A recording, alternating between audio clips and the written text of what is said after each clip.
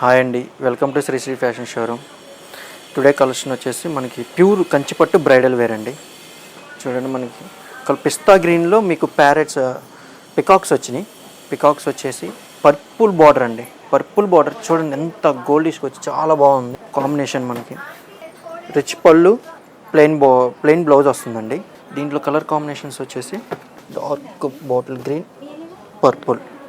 దగ్గర ఇంకా చాలా కలర్స్ ఉన్నాయండి, చాలా వెరైటీస్ ఉన్నాయి. మన స్టోర్కి విజిట్ చేయండి.